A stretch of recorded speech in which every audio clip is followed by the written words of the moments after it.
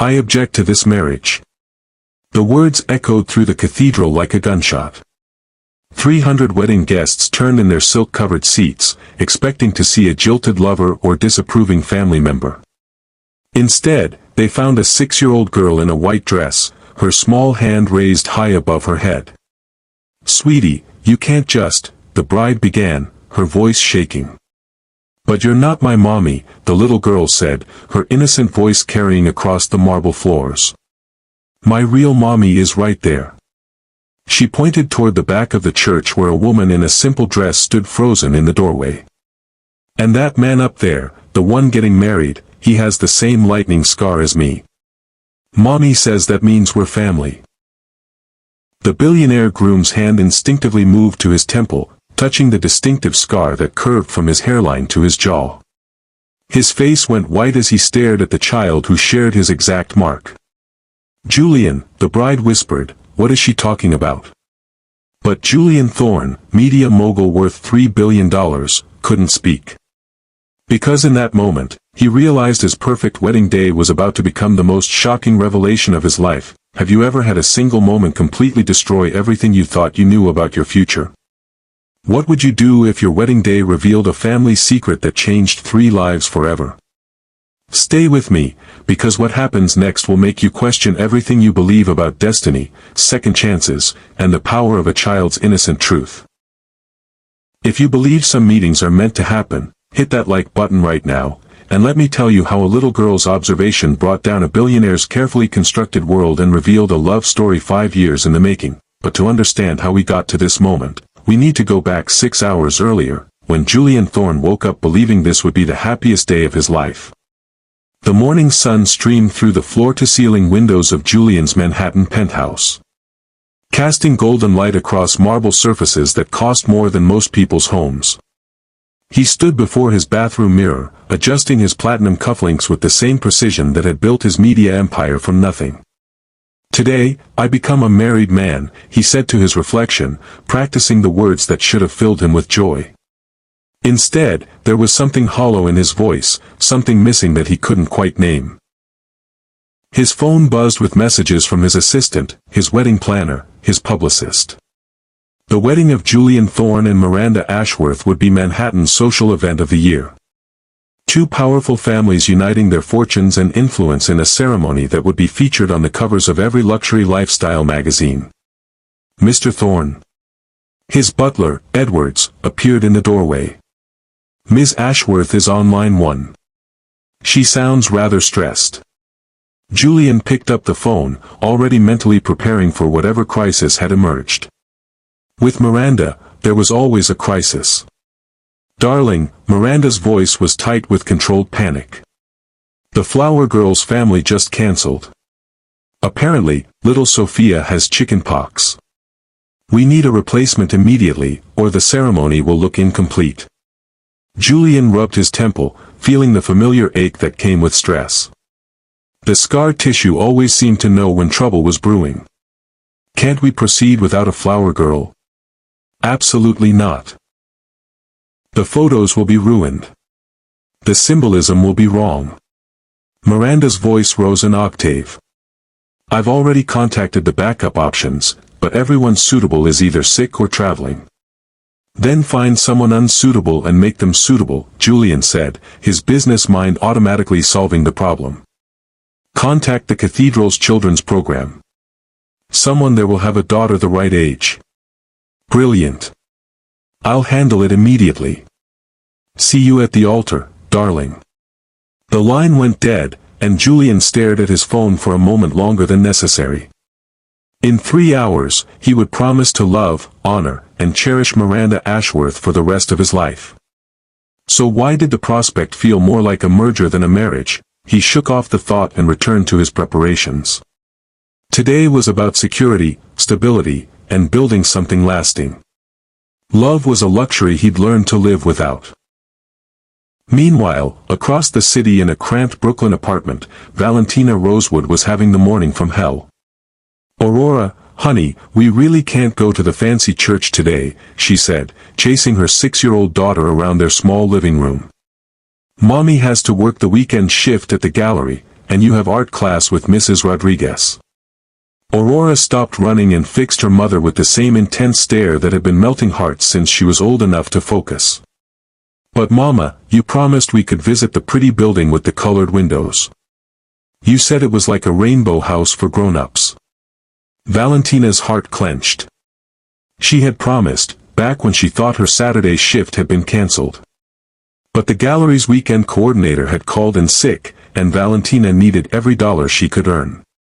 Single motherhood had taught her that promises sometimes broke against the reality of bills that needed paying. "I know, sweetheart. But sometimes..." The phone rang, interrupting her explanation. The caller ID showed an unfamiliar Manhattan number. "Hello? Ms. Rosewood? This is Catherine Montgomery, wedding coordinator for the Ashworth-Thorne ceremony. I got your number from St. Patrick's Children's Program Director. We have an urgent situation and wondered if your daughter might be available to serve as flower girl for this afternoon's ceremony." Valentina's first instinct was to hang up. She knew exactly whose wedding this was. Julian Thorne's engagement had been splashed across every society page for months. The last thing she needed was to spend her Saturday watching the father of her child marry Manhattan royalty. "I'm sorry, but we already have plans," she began. "The compensation would be $5,000, Catherine continued smoothly. "Plus professional hair and makeup for both you and your daughter, and a formal gown rental from Bergdorf Goodman. $5,000. That was 3 months of rent, or Aurora's art supplies for an entire year, or the security deposit on a better apartment in a safer neighborhood." Aurora tugged at her mother's sleeve. "Mama, who is it? Are we going to the Rainbow House?"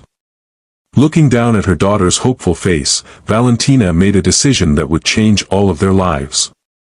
"When do you need us there?" she asked. 2 hours later, Aurora stood in the cathedral's bridal preparation room, transformed into a miniature princess. Her wild curls had been tamed into elaborate ringlets, and she wore a dress of ivory silk that cost more than Valentina's monthly salary. "You look like a real fairy," Valentina whispered, kneeling to straighten Aurora's flower crown. "Do you think the bride will like me?" Aurora asked, her usual confidence wavering slightly in the face of such grandeur. "She'll love you," Valentina assured her, though she hadn't actually met Miranda Ashworth yet.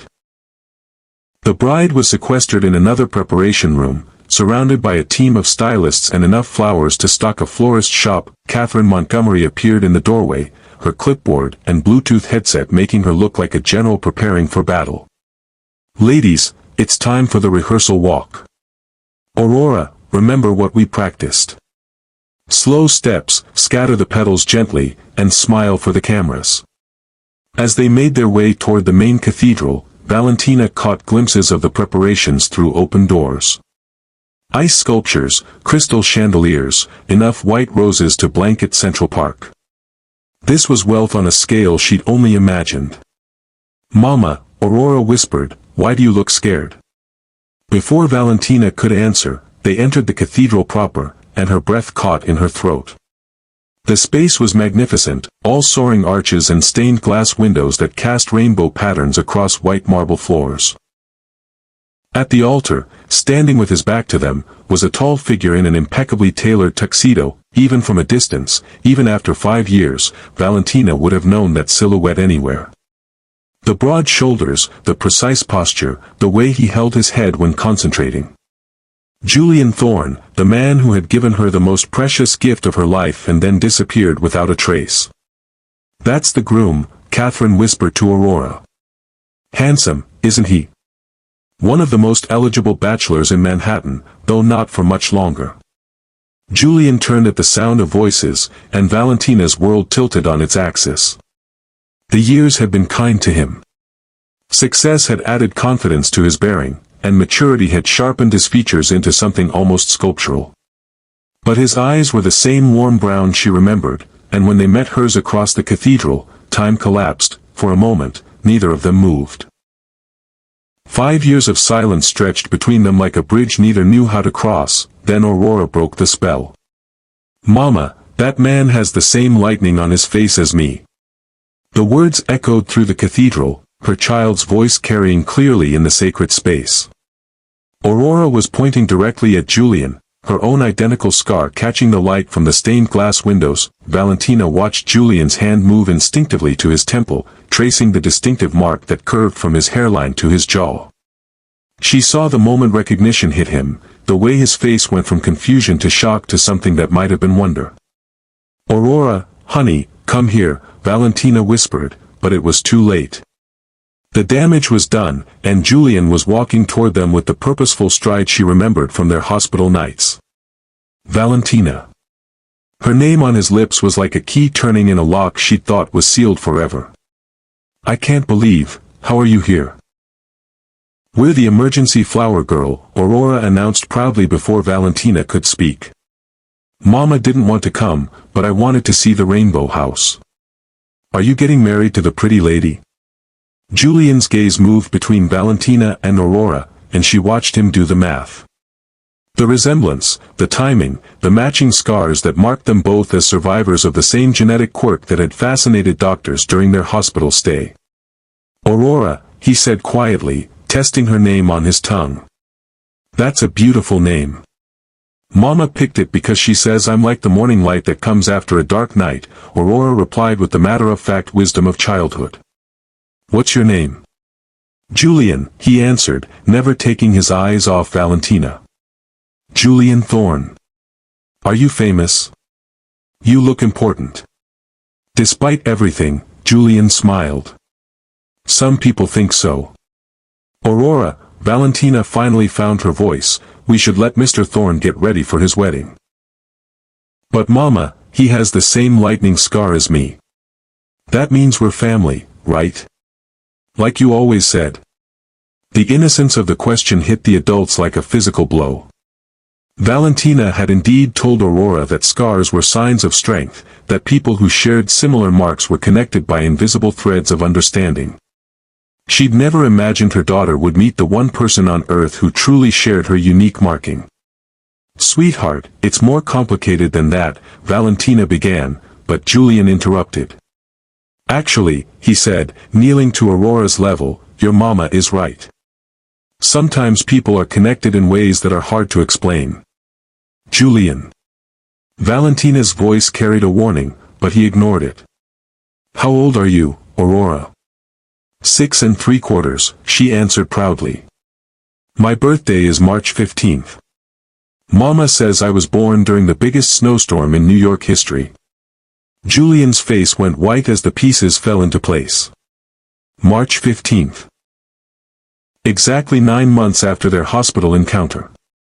He looked up at Valentina, and she saw the question in his eyes, the desperate need for confirmation or denial. Before she could respond, Catherine Montgomery appeared like a hurricane of organization and anxiety. "Mr. Thorne, we need you for photos with the groomsmen.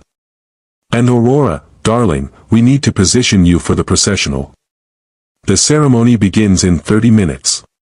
The moment shattered like glass, leaving them all standing in the debris of interrupted revelations. Julian rose slowly, his eyes never leaving Valentina's face. "We need to talk," he said quietly. "After," Valentina replied, her protective instincts kicking in. "After your wedding." But Aurora had other plans. As the wedding party took their positions and the cathedral filled with Manhattan's elite, she seemed to sense that something important was happening. Something that concerned her directly. The music began, and the processional started. Aurora walked down the aisle with perfect composure, scattering rose petals like tiny prayers. But her eyes kept drifting to Julian at the altar, studying his face with the intense curiosity that had always been her trademark. When Miranda appeared in the doorway, resplendent in ivory silk and family diamonds, the congregation rose as one. She was beautiful, poised, everything a billionaire's bride should be. But Valentina noticed that Julian's attention kept drifting to Aurora, who had taken her position at the side of the altar. The ceremony began with traditional words of love and commitment. The priest spoke of union, of two souls becoming one, of the sacred bond of marriage. But there was an undercurrent of tension that only a few people in the cathedral could feel. Then came the moment that would change everything. If anyone has any reason why these two should not be wed, speak now or forever hold your peace. The traditional words hung in the air, usually met with reverent silence. But Aurora had been thinking, processing, putting together pieces with the logic only children possessed. Her small hand shot up, and she spoke with the clear, carrying voice of someone who had never learned to doubt her own perceptions. I object to this marriage. The cathedral erupted in whispers and shocked gasps. Miranda gripped her bouquet so tightly that rose petals began to fall. Julian stood frozen, his face a mask of conflicting emotions. Sweetie, you can't just, Miranda began, her voice shaking with embarrassment and confusion. But you're not my mommy, Aurora said, her innocent honesty cutting through the cathedral's grandeur like a blade. My real mommy is right there. She pointed toward the back where Valentina stood paralyzed by horror and pride in equal measure.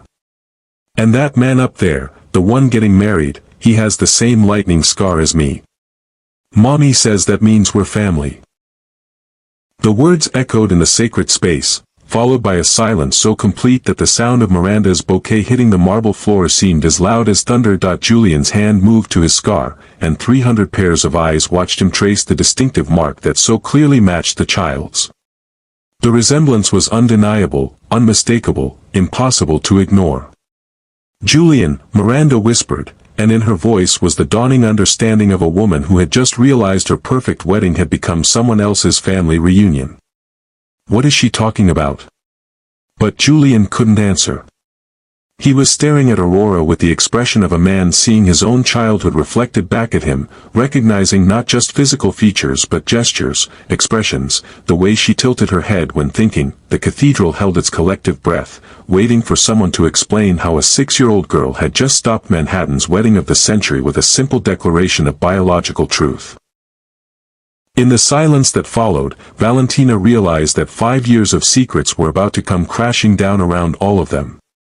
The carefully constructed life she'd built for herself and Aurora was about to be exposed under the brightest possible spotlight, and somewhere in the back of her mind, she wondered if this was what destiny looked like when it finally decided to reveal itself. Comment below if you've ever witnessed a moment where a child's innocent honesty changed everything. Because what happens next will make you believe that sometimes the truth really can set you free, even when it destroys everything you thought you wanted. But first, we need to understand how Julian and Valentina met in the first place, and why a brilliant, successful billionaire never knew he had a daughter who shared his most distinctive feature. 5 years earlier, on a rainy November night that would change 2 lives forever, Valentina Rosewood had been just another struggling art student trying to make her way in an unforgiving city. She'd been working late in the university studio, lost in a painting that captured her feelings about love and loss, when the call came. Her best friend Maya had been in a car accident, nothing serious, but she needed someone to pick her up from the emergency room. Valentina had thrown on her paint-splattered jacket and rushed out into the storm, her mind focused entirely on getting to her friend. She never saw the taxi that ran the red light at the intersection of Houston and Broadway. The impact threw her 10 feet, and when she woke up in the ambulance, her head was pounding and there was blood on her art student ID badge. The paramedics were kind but efficient, asking questions about insurance and emergency contacts that she answered through a haze of confusion and pain. Room 314 at Manhattan General became her temporary home for the next 3 days. The head injury wasn't severe, but hospital policy required observation.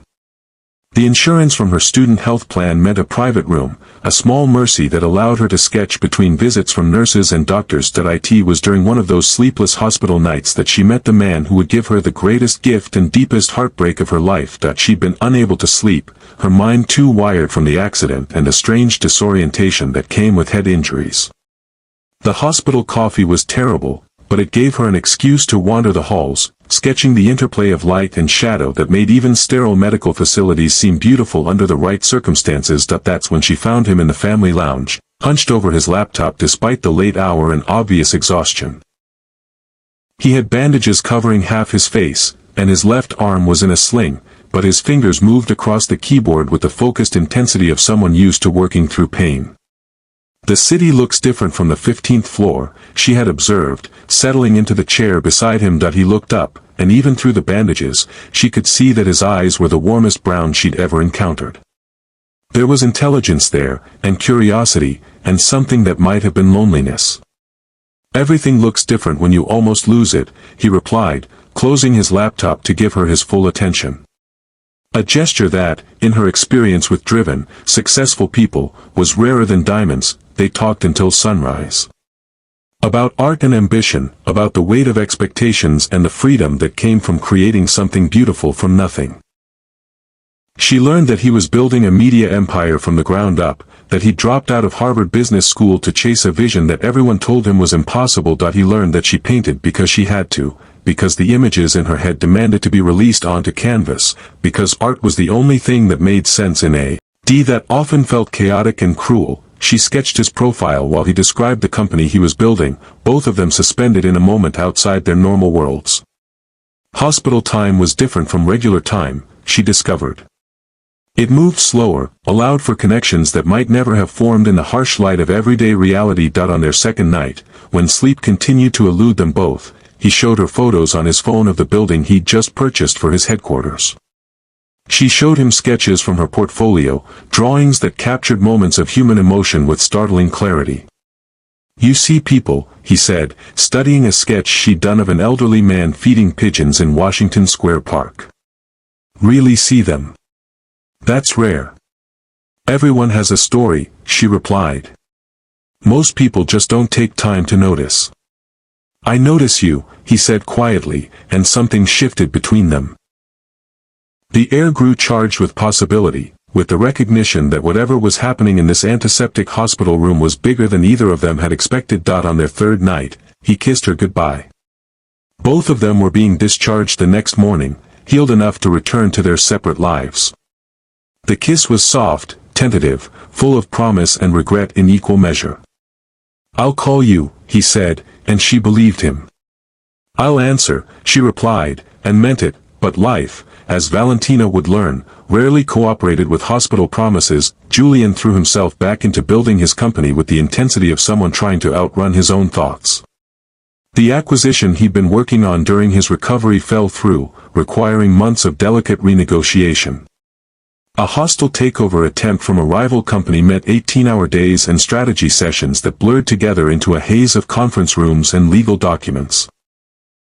Days turned into weeks, and the phone call he'd promised to make got buried under the demands of survival in Manhattan's ruthless business world. Valentina, meanwhile, returned to her art and her studies, but something had changed. The paintings that emerged from her brush now carried a warmth, a sense of possibility that hadn't been there before.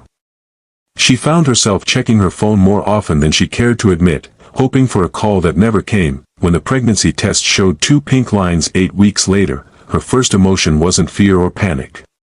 It was wonder.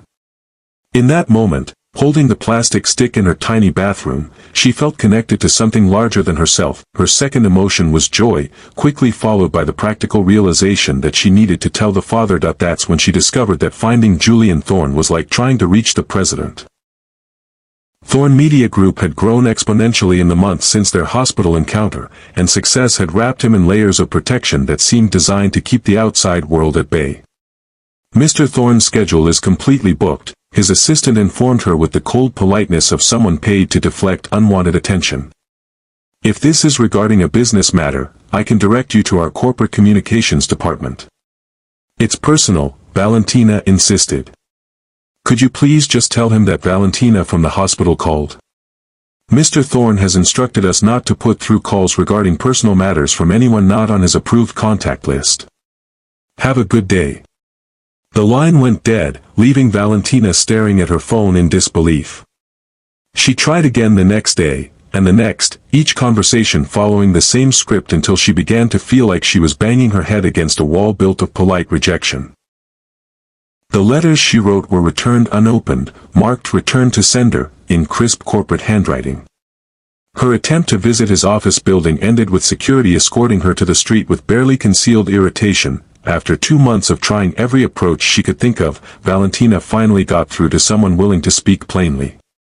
"Look, honey," the receptionist said during one of her more persistent calling campaigns, "I'm going to do you a favor and tell you something the other girls don't want to hear. Mr. Thorne has a very strict policy about casual encounters. He's not interested in gold-digging opportunists who think one night together entitles them to a piece of his fortune. The words hit Valentina like a physical blow. It wasn't one night. We spent 3 days talking, getting to know each other. And I'm not after his money. Sure, sweetie. That's what they all say. Take some advice and move on. Men like Julian Thorne don't end up with girls like you. The cruelty of the dismissal took Valentina's breath away. Girls like you. As if her love of art and her modest background made her somehow less worthy of basic human consideration. That night, alone in her tiny apartment with her hands pressed to her still flat stomach, Valentina made a decision that would shape the next 5 years of her life. She would raise this child alone. Pride, stubbornness, and the growing certainty that their hospital connection had meant more to her than to him sealed Valentina's decision. She would build a life for herself and her child that didn't depend on a man who clearly saw her as nothing more than a temporary distraction. The pregnancy wasn't easy. Morning sickness that lasted all day, swollen ankles that made standing through her art classes torture, and a constant worry about money that kept her awake at night. She worked 3 jobs, waitressing, tutoring, and selling her paintings at weekend markets, saving every dollar for the baby who was growing inside her. Maya became her anchor, the sister she'd never had, holding her hair back during bouts of morning sickness and driving her to prenatal appointments in a beat-up Honda that barely ran. Together, they transformed Valentina's tiny studio apartment into something resembling a nursery, painting the walls a soft yellow and hanging mobile made from origami cranes that Valentina folded during her sleepless nights. When Aurora was born after 20 hours of labor, she came into the world with a full head of dark hair and the most serious expression Valentina had ever seen on a baby. But it was the birthmark that made the delivery room nurses pause, a distinctive scar-like marking that curved from her left temple to her jaw, identical to the one her father bore. It's called a linear nevus sebaceous, the pediatrician explained. Completely harmless, but quite rare. Usually genetic. Valentina touched her daughter's tiny face, tracing the marking that would forever connect Aurora to a father who would never know she existed. In that moment, she made a promise to herself and to her newborn daughter. Aurora would never feel unwanted, never doubt her worth, never have to chase after love that should be freely given. The early years were a blur of sleepless nights, endless diapers, and the constant juggling act of single motherhood. Valentina finished her art degree through sheer determination, painting during Aurora's naps and studying while her daughter played with blocks on the floor beside her easel. Aurora's first word wasn't "mama" or "dada" like other children. It was "color," spoken while pointing at one of Valentina's paintings with the focused intensity that would become her trademark. By age 2, she was mixing her own finger paints and creating abstract masterpieces on every available surface. She's gifted, Aurora's preschool teacher told Valentina during a parent conference. Not just artistically, but intellectually. She sees patterns, makes connections that children twice her age struggle with.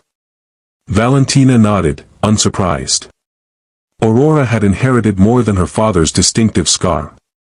She had his sharp intelligence, his ability to see solutions where others saw only problems, his natural confidence in navigating the world. As Aurora grew, the questions about her father became more frequent and more pointed. Why don't I have a daddy like other kids? Where is he? Doesn't he want to meet me? Valentina answered honestly but carefully. Your daddy doesn't know about you, sweetheart. Sometimes grown-ups make mistakes, and sometimes life gets complicated. But if he knew about me, would he love me? The question broke Valentina's heart every time, because she honestly didn't know the answer. The Julian she'd known in the hospital had been kind, thoughtful, someone who saw beauty in her art and listened to her dreams with genuine interest. But the Julian Thorne she tried to reach, surrounded by assistants and corporate protection, seemed like an entirely different person. Now, standing in the cathedral watching her daughter's innocent honesty bring down Manhattan's wedding of the century, Valentina wondered if she was about to find out which version of Julian was real. The silence following Aurora's declaration stretched like a held breath. 300 wedding guests sat frozen in their pews, waiting for someone to explain how a child had just exposed what appeared to be the scandal of the decade. Julian stood at the altar, his face cycling through shock, recognition, and something that might have been wonder as he stared at the little girl who bore his unmistakable features. The scar was just the beginning. Aurora had his eyes, his stubborn jawline, the way he tilted his head when processing information. Miranda gripped the altar rail, her knuckles white against the marble as the implications sank in. Her perfect wedding, planned for 18 months, had just become a public revelation of her fiancé's secret child. "Julian," she whispered again, her voice carrying in the cathedral's acoustics. "Is it true?" Before Julian could answer, Aurora decided to helpfully fill the silence. "Mama has a picture of you in her special box," she announced to the stunned congregation. "You look the same, but sadder. She talks to it sometimes when she thinks I'm sleeping." The admission sent a ripple of sympathetic murmurs through the crowd. Valentina felt her cheeks burn with embarrassment, but she lifted her chin with the dignity that had gotten her through 5 years of single motherhood. "Aurora, honey, that's enough," she called from the back of the cathedral, finally finding her voice. But Aurora was on a roll, her 6-year-old logic working overtime to solve what seemed like a simple problem to her. "If you're my daddy, and she's not my mommy," Aurora said, pointing between Julian and Miranda, "then you're marrying the wrong person. In fairy tales, the prince always marries the person who has his baby." The childish observation hit the adults like a thunderclap. Out of the mouths of babes came a truth so simple and devastating that no amount of adult sophistication could argue with it. Julian finally found his voice. "I think," he said carefully, his words carrying clearly through the cathedral sound system, "we need to pause this ceremony." "Pause it?" Miranda's voice rose an octave. "Julian, there are 300 people here. The reception is already set up. The photographer, the vendors, Miranda." Julian's tone was gentle but firm. "Look at her." He gestured toward Aurora, who had wandered closer to the altar during the conversation, fascinated by the elaborate floral arrangements and completely oblivious to the chaos she'd created. Miranda looked, really looked, at the child for the first time. The resemblance was undeniable. Not just the distinctive scar, but the bone structure, the intelligent eyes, the confident way she carried herself despite being surrounded by adults in formal wear. "Oh," Miranda breathed, her hand moving to her throat. "Oh, Julian." Father Mackenzie, who had officiated countless high society weddings, stepped forward with the diplomatic grace of someone accustomed to managing family drama. "Perhaps," he suggested quietly, "we should move this conversation to a more private setting." But Aurora had other ideas. With the fearless curiosity that had always been her superpower, she walked right up to Julian and extended her small hand. "Hi, Daddy. I'm Aurora. I'm 6 3/4, and I like to paint pictures of things that make people happy." The simple introduction, delivered with perfect sincerity, broke something open in Julian's chest. He knelt to her level, accepting her handshake with the gravity of a business negotiation. "Hello, Aurora. I'm very pleased to meet you. Are you going to come home with me and Mama now? We have pancakes on Sundays, and I can show you my art room. It's really just a corner of the living room, but Mama says artists can create anywhere." The innocent questions hung in the air, and Julian realized that his answer would determine not just the immediate future, but the entire trajectory of 3 lives. "I'd like that very much," he said quietly. "But first, the grown-ups need to talk about some complicated things." "Grown-ups always make things more complicated than they need to be," Aurora observed with devastating accuracy. "Mrs. Patterson at school says when something is true, it's true. You can't make it not true by talking about it." From the back of the cathedral, Valentina watched the interaction with a mixture of pride and terror. Aurora had always been precocious, but watching her navigate this situation with such natural grace while 300 adults sat speechless was both amazing and mortifying. Catherine Montgomery, the wedding coordinator, appeared at Julian's elbow like a well-dressed tornado. "Mr. Thorne, we need to make a decision about the ceremony," she whispered urgently. "The guests are getting restless, the photographer is asking questions, and the caterers need to know whether to start service." Julian looked around the cathedral, taking in the sea of expectant faces, the elaborate decorations, the expensive chaos of a wedding that could no longer proceed as planned.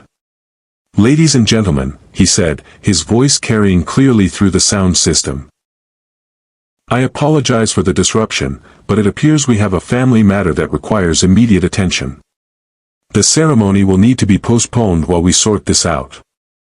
The cathedral erupted in whispers, gasps, and the rustling of silk as 300 guests processed the fact that they had just witnessed the most dramatic wedding interruption in Manhattan social history. Miranda stood frozen beside him, still holding her bouquet, her face a mask of conflicting emotions.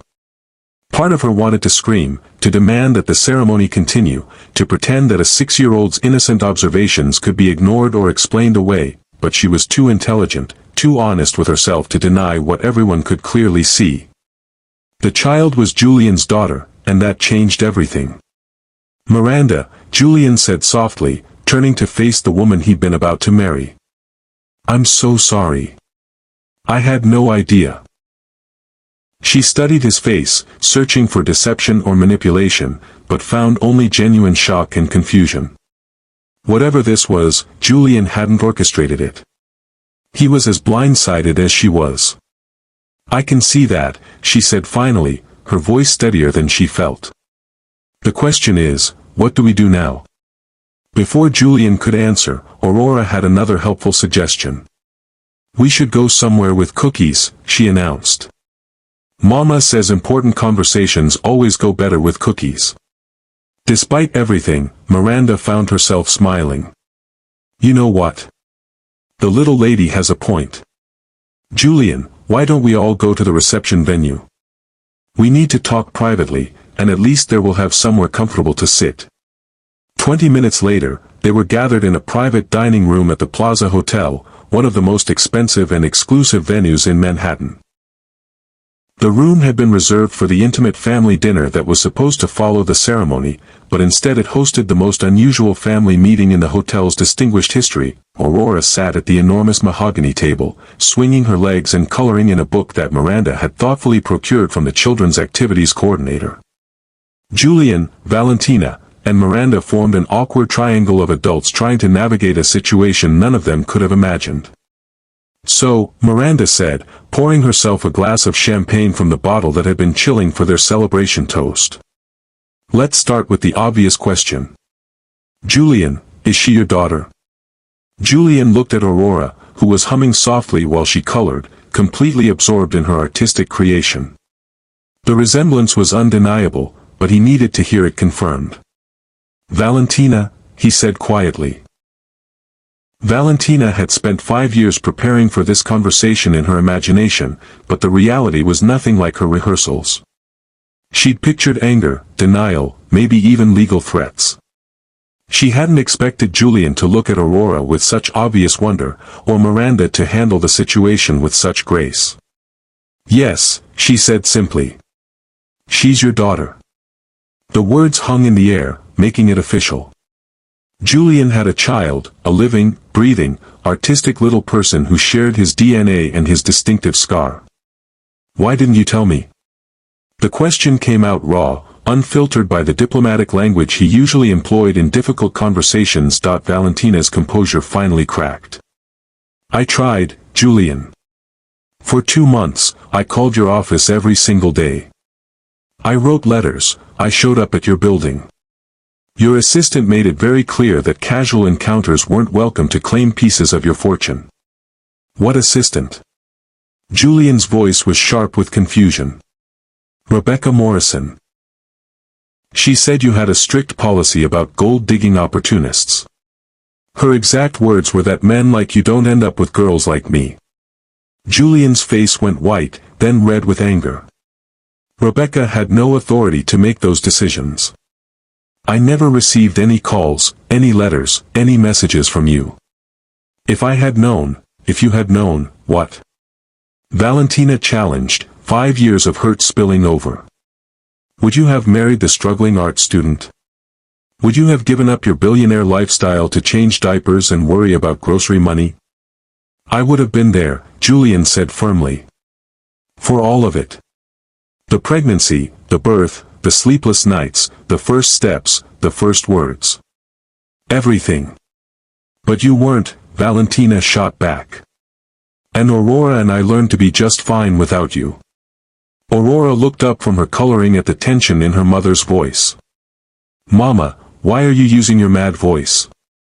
The innocent question diffused the rising anger like air from a balloon. Valentina took a deep breath, remembering that her daughter was watching, learning how adults handled conflict. I'm sorry, sweetheart. Sometimes grown-ups get upset when they talk about sad things that happened before you were born. Are you sad because you missed me being a baby? Aurora asked Julian directly. The question hit him like a physical blow. Yes, he admitted. I'm very sad about that. It's okay, Aurora said with the matter-of-fact comfort that children offered so easily. I have lots of pictures. Mama takes pictures of everything. You can see all the things you missed. The generosity of the offer, the complete lack of resentment or blame, humbled all three adults.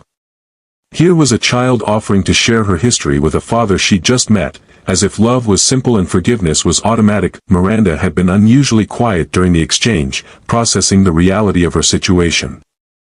She was supposed to be on her honeymoon right now, supposed to be Mrs. Julian Thorne, supposed to be starting the next chapter of her carefully planned life. Instead, she was watching the man she'd been about to marry discover he had a daughter, watching a family reconnect right in front of her eyes.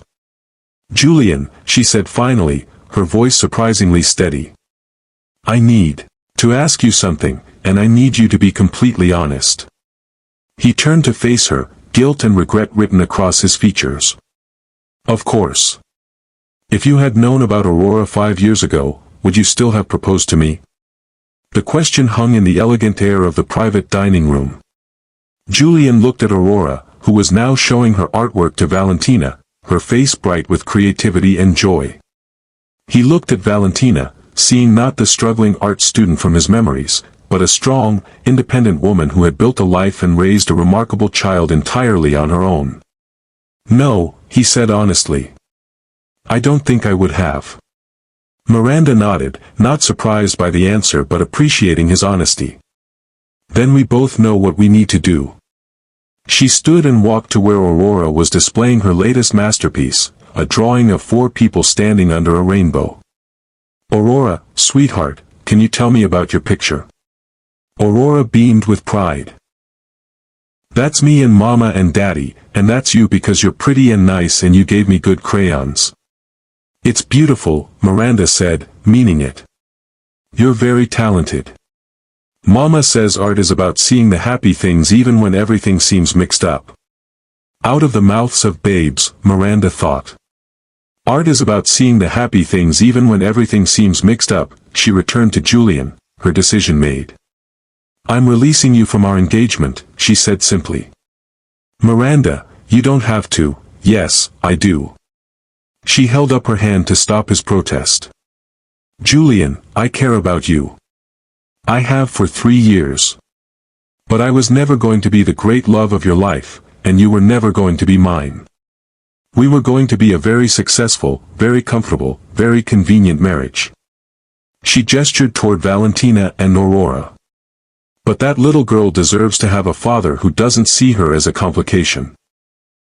And her mother deserves to have someone who chooses her, not someone who settles for safe and convenient. What about you? Julian asked. What about your future, your plans? Miranda smiled, and for the first time since Aurora's dramatic announcement, it reached her eyes. My future is going to be just fine. Better than fine, actually. Because now I get to find someone who looks at me the way you're looking at them. She was right. Julian's attention kept drifting to Aurora and Valentina, his expression softening every time Aurora spoke or smiled. Whatever feelings he'd buried 5 years ago were surfacing with a vengeance. There is one thing I want, Miranda continued. I want to be part of Aurora's life, if she'll let me. Not as a stepmother, just as someone who cares about her. She's special, Julian. Don't let anyone ever make her feel like she's not. Aurora looked up at hearing her name. Are you going to be my friend even though you're not marrying Daddy? If you'd like me to be, Miranda said. I'd like that very much. Friends are important. Mama says you can never have too many people who love you. Share this video if you believe every child deserves to have loving adults in their life, because what Aurora said next would prove that sometimes the most profound wisdom comes from the smallest voices. Daddy, Aurora said, turning to Julian with the directness that had already changed so many lives in one afternoon, are you going to live with me and Mama now? Because our apartment is pretty small, but Mama says love makes spaces bigger. The question forced Julian to confront the reality of what came next. He had a daughter, a brilliant, artistic, wonderful daughter who lived in Brooklyn with her mother in what he was beginning to understand were modest circumstances. His penthouse, his lifestyle, his entire world suddenly seemed empty and meaningless compared to the possibility of Sunday morning pancakes and art lessons in a cramped living room. Would you like me to? He asked. Yes, but only if you really want to. Mama says people should only do things because they want to, not because they have to. Julian looked at Valentina, who had been unusually quiet during the conversation. Her face was carefully neutral, but he could see the protective tension in her shoulders, the way she was holding herself ready to shield Aurora from any potential disappointment. Valentina, he said softly. What do you think? She met his eyes for the first time since the cathedral, and he saw 5 years of struggle, pride, independence, and barely contained hope. I think, she said carefully, that Aurora deserves to know her father. But I also think that being a parent isn't something you do part-time when it's convenient. She needs consistency, commitment, someone who's going to be there for scraped knees and bad dreams and parent-teacher conferences. I want to be there for all of it, Julian said without hesitation. I want to learn how to flip pancakes and help with homework and understand why she puts so much blue in her paintings. It's because blue is the color of possibility, Aurora informed him seriously. It's the color of sky, which means you can go anywhere, and water, which means you can always start clean. The simple explanation hit Julian with unexpected force. This child, his child, saw the world with an artist's eye and a philosopher's heart. She was everything he never knew he wanted and everything he'd been missing without realizing it. Then yes, Valentina said quietly. I think we'd like you to be part of our family. Our real family, not just weekend visits and formal arrangements. What does that look like? Julian asked. Practically, I mean. Aurora had a suggestion. You could live near us, and we could have dinner together every night, and you could read me bedtime stories, and teach me about business stuff, and I could teach you about art. That sounds perfect, Julian said, and meant it. Miranda watched the family planning session with genuine happiness. This was what she'd wanted for Julian, even if she hadn't realized it before. Someone who brought out his capacity for wonder, for joy, for the kind of love that transformed people from the inside out. I should go, she said, gathering her purse and the dignity that had carried her through one of the most difficult afternoons of her life. You three have a lot to figure out. Miranda, wait, Julian stood, catching her hand. Thank you.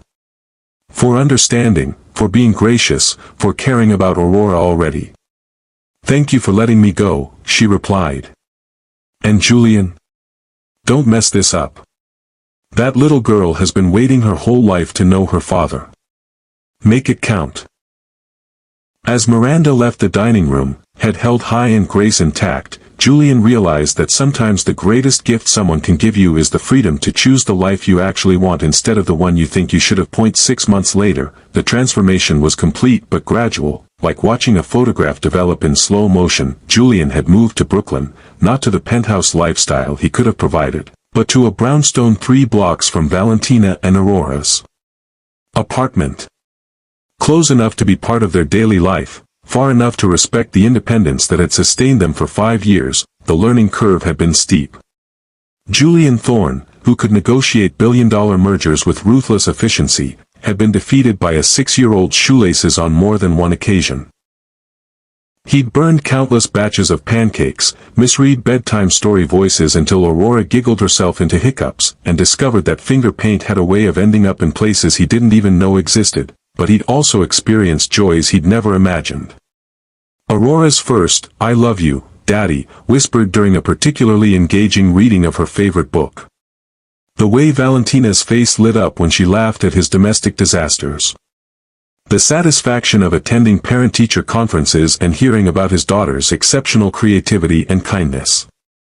"She's remarkable," Aurora's teacher, Mrs. Chen, had told them during their first meeting as a complete family unit. Not just artistically gifted, but emotionally intelligent beyond her years. She sees connections other children miss, and she has an incredible capacity for forgiveness and acceptance. "She gets that from her mother," Julian had said, squeezing Valentina's hand. "And her curiosity from her father," Valentina had replied, watching Aurora examine every piece of artwork displayed in the classroom hallway. The integration hadn't been without challenges. Aurora had moments of confusion about why Daddy couldn't just move in permanently, why grown-ups needed time to figure things out, why love sometimes moved slower than a 6-year-old's heart wanted it to. Valentina had her own adjustments to make. Learning to share parenting decisions with someone else, accepting help without feeling like she was giving up her independence, trusting that Julian's presence in their lives was permanent and not just a temporary fascination with the novelty of fatherhood. Julian faced the biggest transformation of all. His priorities shifted so completely that his business partners barely recognized him. Meetings were scheduled around school pickup times. Weekend work sessions were replaced with family adventures to museums and parks.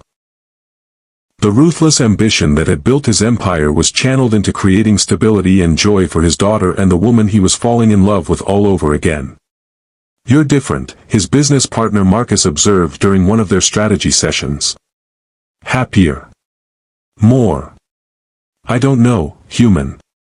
Julian smiled, thinking of the finger-painted card Aurora had made him that morning, complete with glitter and a drawing of their family holding hands under a rainbow. "I found something worth being human for," he replied. The moment Julian knew for certain that he wanted to make their unconventional arrangement permanent came on a Tuesday evening in February. Aurora had been fighting a cold, cranky and clingy in the way that sick children could be. Valentina was exhausted from 3 days of interrupted sleep and worried hovering. Julian had shown up with soup, children's medicine, and the complete willingness to take the night shift so Valentina could rest. Around midnight, when Aurora's fever finally broke, she'd curled up between them on the couch and whispered, "This is what families are supposed to feel like." In that moment, Julian understood that love wasn't about grand gestures or perfect timing. It was about showing up, consistently and completely, for the ordinary moments that built a life together. 3 months later, he proposed to Valentina in the place where their story had begun, the children's art studio at the Meridian Gallery. Aurora helped him plan every detail, from the ring hidden inside a paint palette to the easel that displayed a canvas reading, "Will you marry us?" "Us?" Valentina had laughed through her tears. "I can't marry you without marrying her too," Julian explained. "We're a package deal now." "Yes," Valentina whispered, then louder as Aurora bounced with excitement, "Yes to both of you, forever." Their wedding, 6 months later, was everything Miranda's would have been: elegant and beautiful, but with one crucial difference. It was filled with people who genuinely loved them, who celebrated not just the union of two people but the creation of a family that had found its way back to each other against all odds. Aurora served as both flower girl and maid of honor, her confidence and joy infectious as she declared to anyone who would listen, "My mama and daddy are getting married because they love each other and they love me." Miranda was there, resplendent in blue silk and genuine happiness for the family she'd helped unite. She'd found her own happy ending in the months following that dramatic afternoon, engaged to a philanthropist who shared her passion for education reform and looked at her like she hung the moon. During the reception, as Julian and Valentina danced to their first song as husband and wife, Aurora tugged on the hem of Valentina's dress. "Mama, are you happy?" she asked. "Happier than I ever imagined possible," Valentina replied. "Good. Because I think this is what the happy ending looks like in our story." From the mouth of Babes came the perfect summary of a love story that had taken 5 years, a chance encounter, and a child's innocent honesty to reach its conclusion. As the evening wound down and the last guests departed, the new Thorne family sat together in the quiet aftermath of their celebration. Aurora had fallen asleep across both their laps, her flower crown slightly askew but her face peaceful with the security of knowing she was exactly where she belonged. "Do you ever wonder what would have happened if Rebecca hadn't intercepted your calls?" Julian asked softly. "Sometimes," Valentina admitted. "But then I think about how different we both were 5 years ago. You were building your empire, I was figuring out who I wanted to be as an artist. Maybe we needed those years apart to become the people who could build this together. And maybe Aurora needed to be exactly who she is now to bring us back together," Julian added, brushing a curl from their daughter's forehead. "Mama always says everything happens for a reason," Aurora mumbled sleepily without opening her eyes. "Even the sad parts are important because they make the happy parts more special."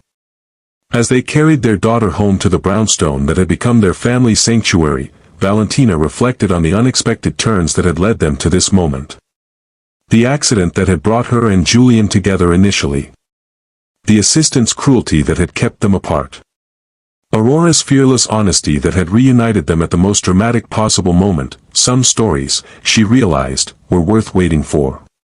Some love was worth fighting for, even when the fight meant swallowing pride and risking everything on the possibility that a person could change, grow, and choose love over convenience.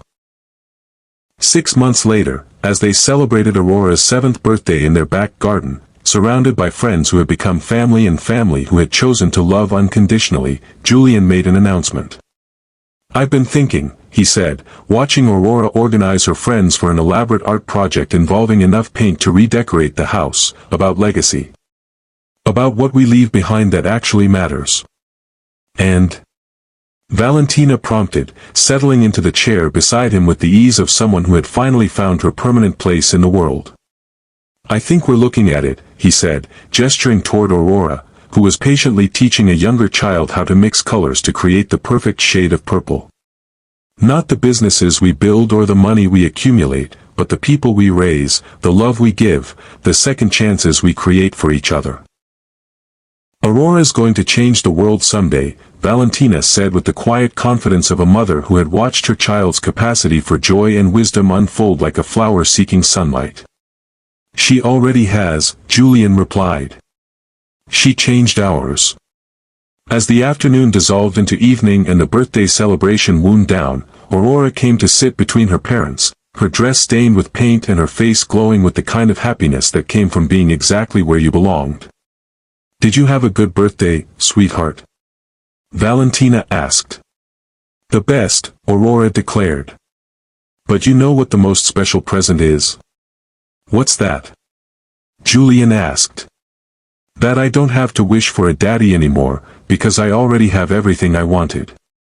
The simple statement encompassed the entirety of their journey, from hospital meet-cute to wedding day drama to the quiet joy of family dinners and bedtime stories.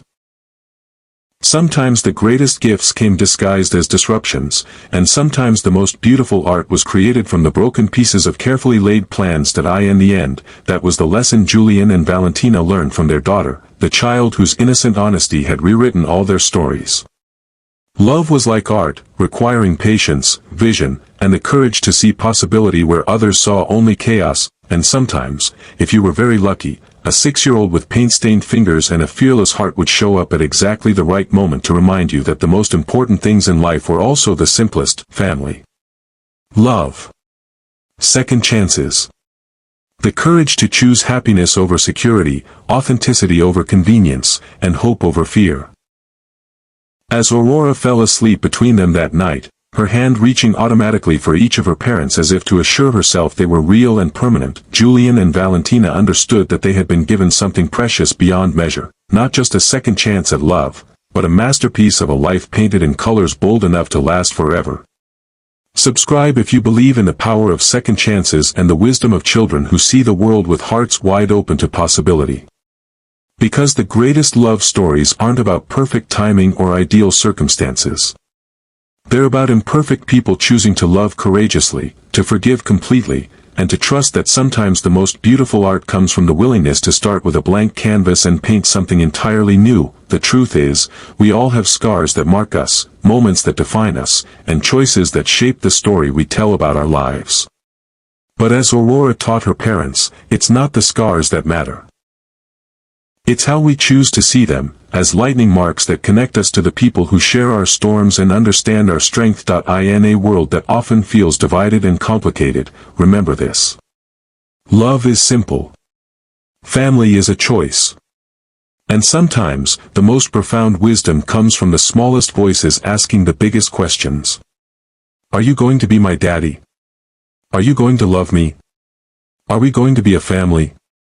The answers, when they come from the heart, are always yes.